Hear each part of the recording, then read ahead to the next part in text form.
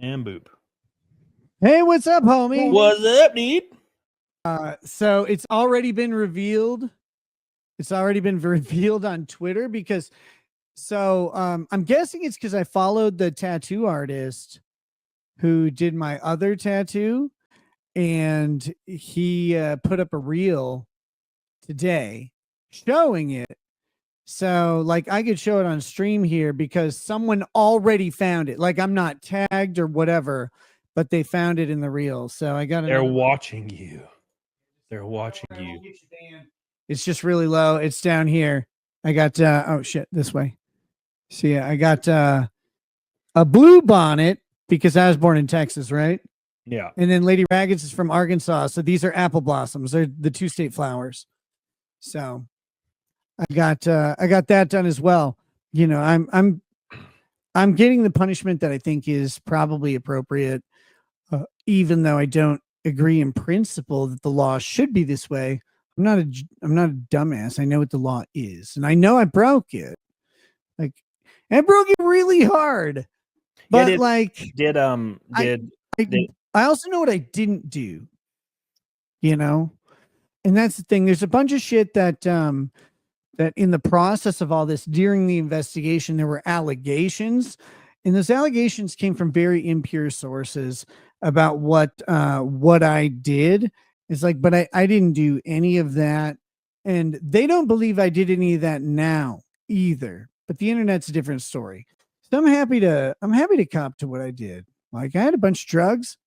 I thought drugs were awesome. I still do. That's why people do them. Drugs are awesome.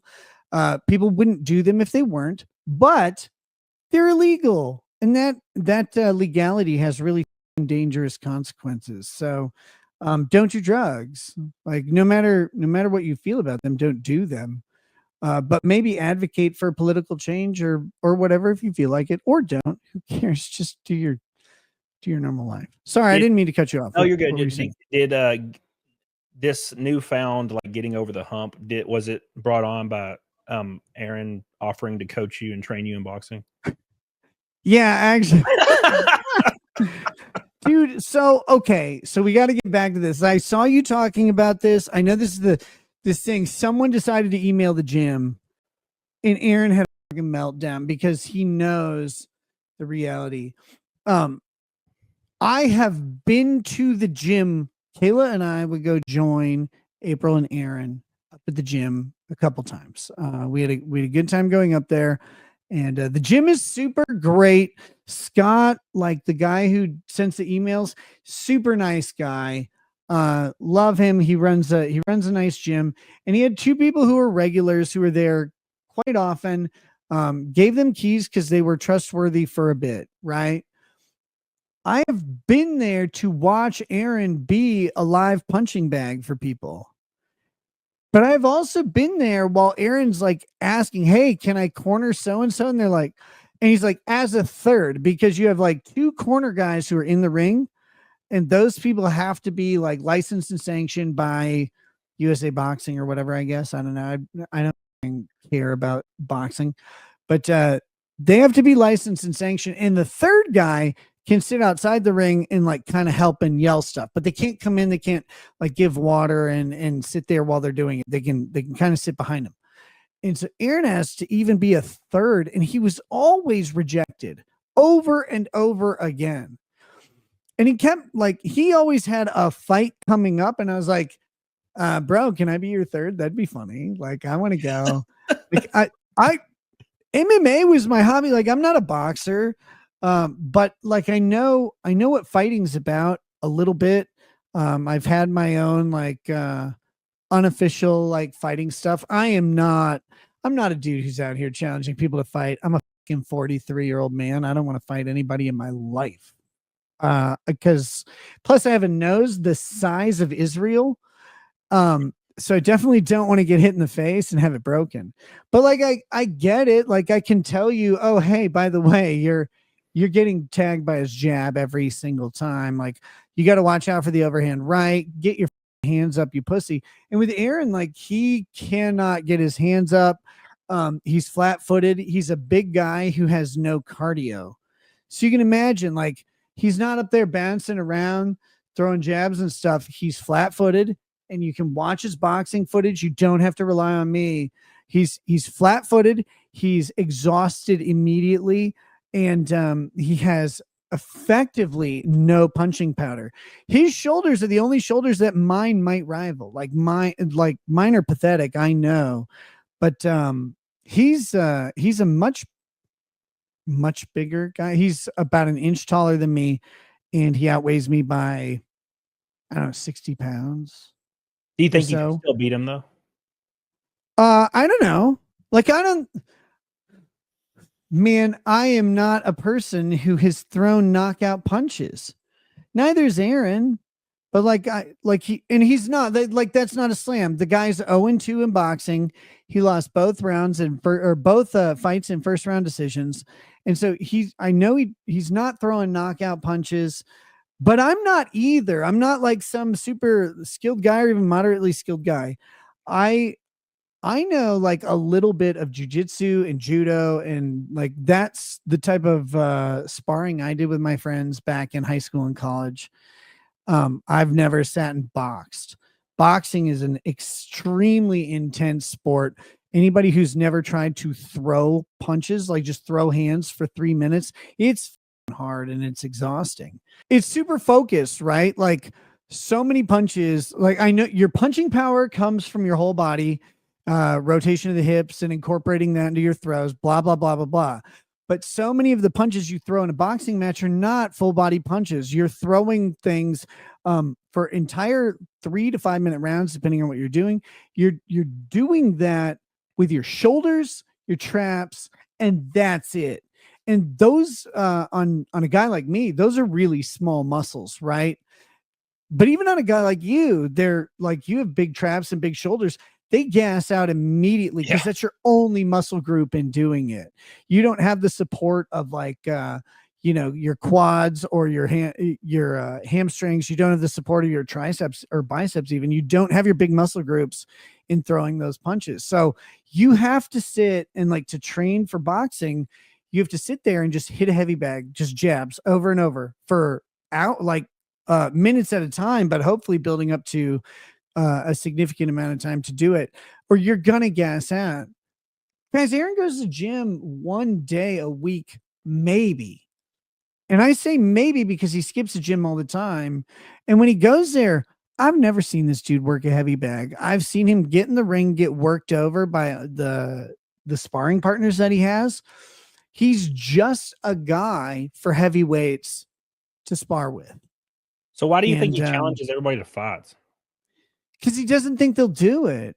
That's what I'm saying. Because he challenged me, and I'm like, I'm a large man. I'm not a tall man, but I'm a large man, and I don't think that would end well. Like, you know what I'm saying? Look, you never know, right? Like boxing is also the sport of the puncher's chance. You can put a guy my size. I'm about 165 to 170 pounds. I'm 6'2". I'm not big. Like I never have been. I've always had a slender build. Like you can put me in the ring with Aaron and I might tag him in the back, like behind the ear or on the chin, turn that head and knock him out. And probably more likely just due to mass, if nothing else, he could tag me and knock me out too. But anybody has a puncher's chance. Yeah. But no, he's not going to challenge a guy like you though. The guys he challenged, he challenges by name, me, Carl from Who Are These Podcasts. And like, look, I like Carl just fine, but Carl's like not a big guy at all and not overtly physical or athletic. He's older than I am. I don't know how old he is, but he's got to be into his upper 40s. And he challenges Patrick Melton. Now, Melton's a big motherfucker. He's apparently like 350, 400 pounds and like 6'4", 6'5". Oof. Aaron thinks he'll die from cardiac arrest in the ring. It's like, dude, you have never had a 400-pound person hit you. And I pray to God you don't, because like you might die from it. There's just so much mass behind it. But I don't know if Melton can actually throw a punch. And like not all fat guys have zero cardio where they'll die. it's a lot harder to maintain. Like the bigger you are, it's obviously a lot harder to maintain any sort of cardio in the ring or otherwise. But like there are big dudes out there who have done just Dude, fine. I guarantee you Wings would drop Aaron. Did you Oh see yeah, I Wings? would. Dude, he was Dude, I moving. would not want to fight like a Boogie or a Wings. Like aside from their personalities, if those guys get in the ring and they lay a hand on you, you got to remember their arms weigh 60 pounds, Yeah. right? These are fat ass dudes. And you throw a 60-pound anvil at someone and connect, it's over for most people. You're not prepared for that. And they're bulky enough that if you can get in and get a clean shot on them, you're unlikely to turn their heads. You're unlikely to snap that nerve tissue because they got a lot of meat. And it's why Butterbean was such a fucking good fighter, right? Like Butterbean wasn't a good fighter. He didn't even move like a human. He moved like a Hormel lamb. But the dude, when he threw that hand and connected with people, it's a one-hitter quitter because the thing's got a Mack truck behind it. Yeah, and the thing is, when I saw the Wings and Boogie fight, that's what I basically conflated Boogie with Aaron, because when I watched Aaron fight, he just stood there and got destroyed. And he threw like one jab, and then he just died. I'm like, what is he doing? People keep telling, they're like, you shouldn't talk about other people like or their physiques or whatever. I'm like, look, I'm not even shit talking him. The guy will shit talk himself. He says he needs to cut 10 pounds. He says he's 225, needs to drop to 215. I watched him do that truffle shuffle. He's easily 235. His stomach is bifurcating right now. You can go watch the truffle shuffle video that he did, and you can see it. His stomach looks like an illustrated cat's mouth, right? It comes down to his belly button, and then it's got these two droopy sides that come down on their own. It's bifurcating. Dude is easily 235. He listed the stuff he bought for food, and it's all trash. It's pizza rolls and wheat thins, man. Oh no, like, he's got the gunt. He's working on it. He's working on it. And again, like, and you look at him, you look at his arms, you look at his shoulders, and you go, well, there's not really muscle definition there. I am not a big muscular guy. I have not worked out in probably 7 months, right? Like, but here's the thing. Like, I know what it looks like when you have muscle definition. And I know when you have none, because I've done both. I've been both places. He doesn't have shoulders. He doesn't have biceps. He doesn't have triceps. For being a big guy, it's all carried right here.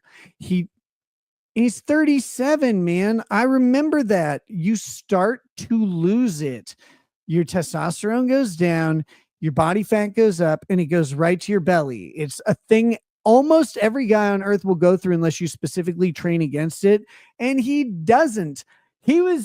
I knew this man. I hung out with this man almost every day for 6 months, and he didn't train ever, except for the like couple times we went to the gym. That's not training, though. That's just going to the gym. And again, I've never seen him on a heavy bag. I've never seen him on a weight set. I saw him get in the ring and spar and get fucking worked by the people he's sparring with. And then basically tell him, look, like you need to work on your footwork a little bit. Not all of his advice is bad or anything. It's like the type of advice I would give, or anybody else. Guy acts like he's a Golden Gloves coach. Like, man, you are not telling anyone how to throw advanced hands at all. You're telling people how to like move around a little bit, like to not rush in because you got to watch for counters and to keep your damn hands up. Everybody can say that. Yeah, I agree. And I was hoping somebody would go fight him, and then I saw the emails from the gym owner or whatever, and they're like, he has never been asked to be a coach. And then Aaron pulls up like a receipt of his non-athlete membership and says that's what he is a coach. And I'm like, what? They made him registered as a non-athlete member, but it doesn't mean he's a coach. It was very, very interesting. So you have what's your plans after sentencing? Like, you're gonna come back stream? What do you think you're doing? Yeah, so my plan has been to come back streaming for a while, what I find that you're kind of illustrating it excellently. It's really intimidating if you haven't done it for a bit. Yeah. And the other thing is like some of my actions brought upon like all the shit that I've done had to deal with this past year. And like I know that which is fine. Like I made peace with it. I'm taking alcohol out of my show and stuff like that because of because it was a crutch. And it didn't make a good show, but it made me able to get through the show. So what I've decided for me is I need to eliminate the things that I was using a crutch to overcome, and that's personal stuff in my life and my scheduling and stuff like that. And then the other thing is I have to make sure that when I come back, I'm not just talking about me, my situation, this fat loser. Like I don't want to talk about that. Like that's not what my show is for. My show's about laughing at like legal and political shit, covering some trials. And if I can't do that because my brain is going, no, you care about your own situation and stuff like that, then I shouldn't be streaming. So right now, I've got my hearing coming up on the 24th. So it makes it really hard for me to like get on my own camera because all I want to do is talk about my stuff and like lay things out. And that's not the appropriate place for it. And so until I can get myself past that shit. So I don't know if that's going to be after my plea hearing on the 24th or my sentencing hearing, which will likely be sometime in February. Once everything's set in stone and I'm sentenced, like that's it. I'm done. And as long as I don't then violate probation, I'll be okay. So I might be waiting until that's over. But when I come back, I'm not going to be sitting here talking about the situation the past year. I have some plans to address it, and I think most people who want to watch me stream don't want me to sit and talk about this shit. Like there's a lot of funny stories, there's a lot of great stuff, there's a lot of terrible stuff, and I'll tell it when it's appropriate. But I don't think my show is the right way to do it. I want people to like choose to participate in that if that's what they care about. And so my plan to come back is to come back, cover some legal stories. There's been a lot of great ones, like Fannie Willis getting disbarred and all this shit, and then to cover some trials. The P. Diddy trial is coming up in May, and I have some plans for the P. Diddy trial. I have some a couple other trials that are coming up really soon. So getting back to the stuff that people really like and going, okay, like look, you let yourself get focused on shit that other people didn't care about, no matter how much I did. And I made a lot of excuses about it. Like, well, if I care about it, then it'll like people that'll come through. You don't want to talk about shit that is uninteresting to you, but also like the shit that you care about may not be appropriate for your show.